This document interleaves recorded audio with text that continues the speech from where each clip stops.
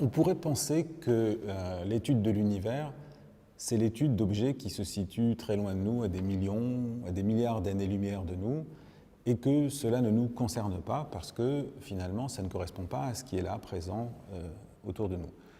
Et en réalité, on utilise l'univers en astrophysique comme une loupe pour voir ce qui est là, mais qu'on ne voit pas, qui est trop subtil. On pense qu'il existe probablement une forme de matière, une forme d'énergie, de nature totalement inconnue, et qu'on ne voit aujourd'hui que dans l'univers, mais qui serait là, dans cette pièce, et qu'on ne voit pas. L'univers nous permet d'explorer une forme d'invisible qui devrait révolutionner notre compréhension des lois de la nature, mais aujourd'hui, les scientifiques sont confrontés à une situation unique dans l'histoire des sciences, où ce que l'on mesure avec la plus grande précision, c'est notre degré d'ignorance. Et le nom qu'on donne à cette ignorance, c'est la matière noire, l'énergie noire et même les trous noirs. Dans mon livre, ce que je raconte, c'est le fait qu'il y a une succession d'observations qui nous ont conduit à ce constat qu'il existe probablement 95% de la nature de l'univers qui serait composée de matière, d'énergie noire de nature inconnue, et on verra un rôle aussi des trous noirs qui est assez mystérieux. Les étoiles tournent trop vite autour du centre des galaxies. Le Soleil, par exemple, tourne à 220 km par seconde autour du centre de la Voie lactée, et à cette vitesse-là, il aurait dû depuis longtemps quitter la galaxie. C'est donc qu'il y a une plus grande attraction que ce que l'on voit avec la matière lumineuse. On en déduit la présence de matière noire. Les galaxies elles-mêmes tournent trop vite, se déplacent trop vite dans les familles de galaxies qu'on appelle les amas de galaxies. De nouveau, on fait appel à de la matière noire. Les amas de galaxies dans l'univers, sur des millions, des milliards d'années-lumière, se déplacent trop vite, ce qui montre que l'expansion de l'univers accélère. Et ça, eh bien, c'est peut-être quelque chose qui est dû à ce qu'on appelle de l'énergie noire. Ce qui est intriguant, c'est que dans tous les cas de figure, on déduit l'existence de quelque chose d'invisible d'une loi universelle qu'on appelle la loi de la gravitation. Et depuis que Newton a donné aux scientifiques la capacité de prédire l'avenir des mouvements des astres, il leur a aussi donné la possibilité de voir des composantes invisibles. Lorsque on a étudié les mouvements de la planète Uranus, on s'est rendu compte qu'ils n'étaient pas entièrement explicables par les effets du Soleil et des autres planètes à côté.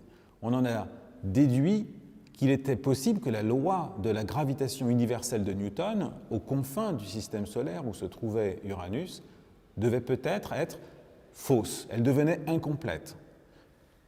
Mais il y avait une autre possibilité, c'était qu'il existait un astre invisible au-delà d'Uranus qui influençait, qui perturbait son mouvement. Adam Le Verrier a observé cet astre, a déduit sa présence, son existence, et on a observé cet astre, c'est la planète Neptune.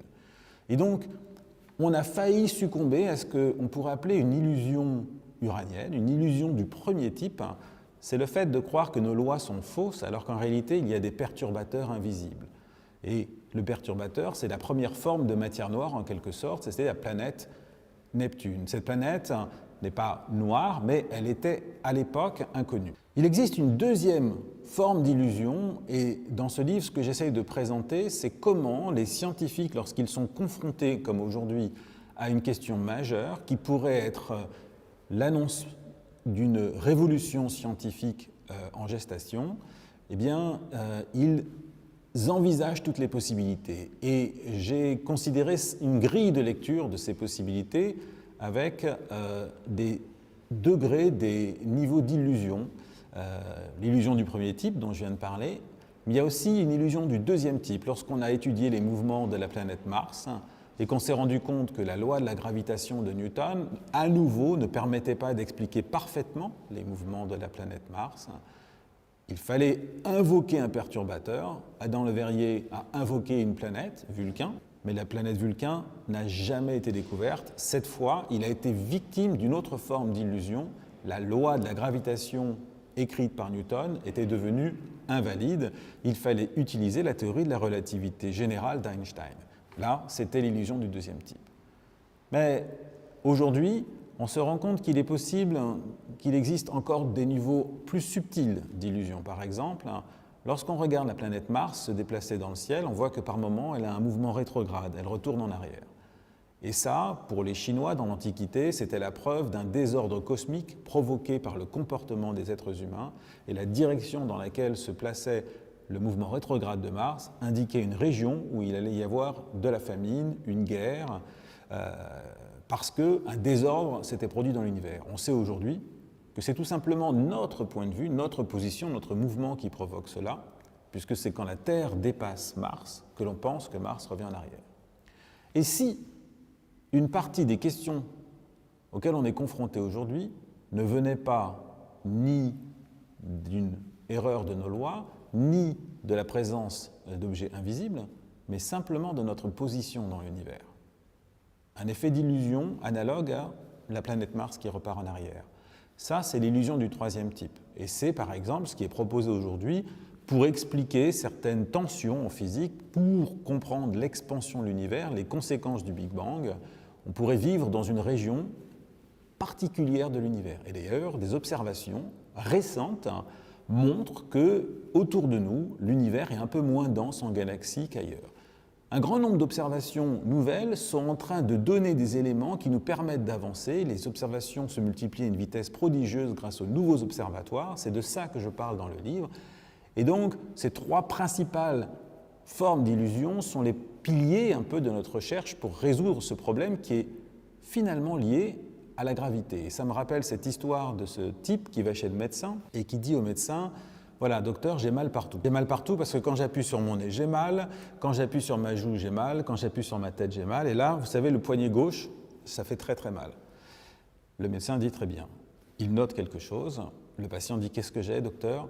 Vous avez le doigt cassé. » Eh bien, dans la situation actuelle, il est possible que nous ayons la gravité cassée, car tout ce que l'on déduit, on le déduit des mouvements des astres à partir de la loi de la gravitation. Et si la gravitation n'était pas ce qu'on pense?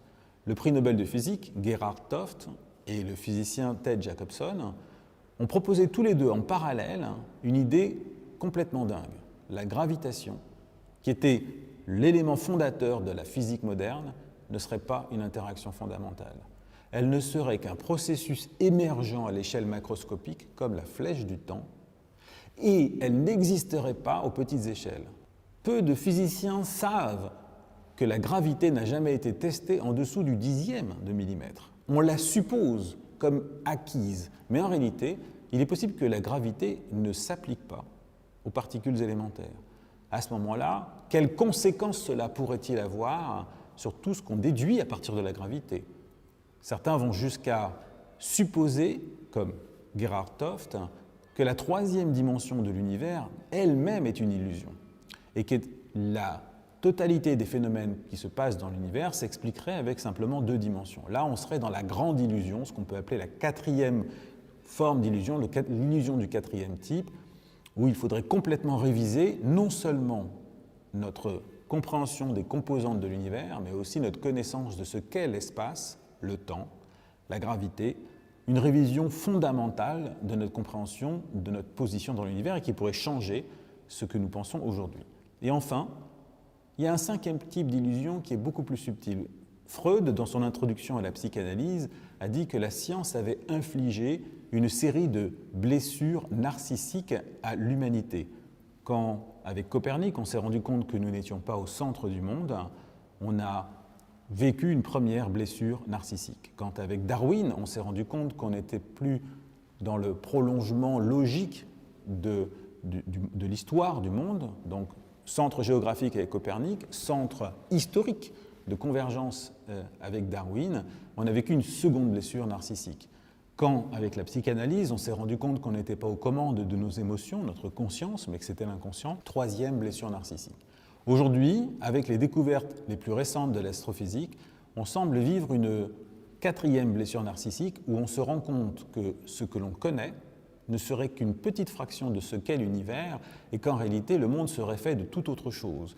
De nouveau, nous ne sommes même plus au centre de la nature même de ce qu'est l'univers. Ce qui nous fait ne serait que un petit détail dans toute l'histoire, dans toute la composition de l'univers. Face à cette blessure narcissique, on pourrait se demander si il n'y a pas derrière notre regard sur l'univers une influence de notre positionnement face à la connaissance, face à l'univers. En d'autres termes, une forme d'illusion narcissique. Quand on regarde le monde autour de nous, par exemple, depuis cette pièce, lorsque je regarde le monde à l'extérieur, je le regarde à travers une fenêtre, et il y a une petite partie de ce que je vois qui est une réflexion de moi-même à travers la vitre de la fenêtre. Dans toute l'histoire de l'univers que l'on décrit, on peut reconnaître un reflet de l'histoire de l'homme et de l'humanité. L'histoire du Big Bang, par exemple, telle qu'elle est racontée, ressemble à la Genèse. Alors qu'on pourrait tout à fait imaginer un multivers, on pourrait imaginer une histoire tout à fait différente. Beaucoup de ce que l'on décrit comme étant la réalité objective de l'univers est imprégné de la culture d'une époque, de ce qu'est l'être humain au moment où il parle. Et on peut se demander, et c'est ça la question pour moi ultime de ce livre, c'est de savoir si la science, avec les questions qu'elle pose, ne réfléchit pas une interrogation plus profonde de l'humanité sur ce qu'elle fait ici. Qu'est-ce que nous dit cette question de la nature de l'univers, où 95% de l'univers nous échappe? Qu'est-ce que nous dit ce constat d'ignorance de l'humanité? Quel défi se présente à l'humanité aujourd'hui lorsqu'elle est confrontée à la mesure de sa propre ignorance? Est-ce qu'il n'y a pas là l'espoir de passer à une autre étape, un défi pour l'humanité d'une véritable transformation face à cette possible illusion narcissique, et qui voudrait dire que lorsqu'on arrivera à résoudre le défi scientifique qui est posé aux scientifiques, eh bien ça aura peut-être des implications en parallèle, ou ça sera associé à une évolution de notre compréhension de notre position dans la nature. Et il est difficile pour moi de ne pas faire un lien avec justement les défis planétaires qui se posent aujourd'hui à l'être humain, où on se rend compte qu'on est confronté à une problématique où on doit réviser notre rapport à la nature.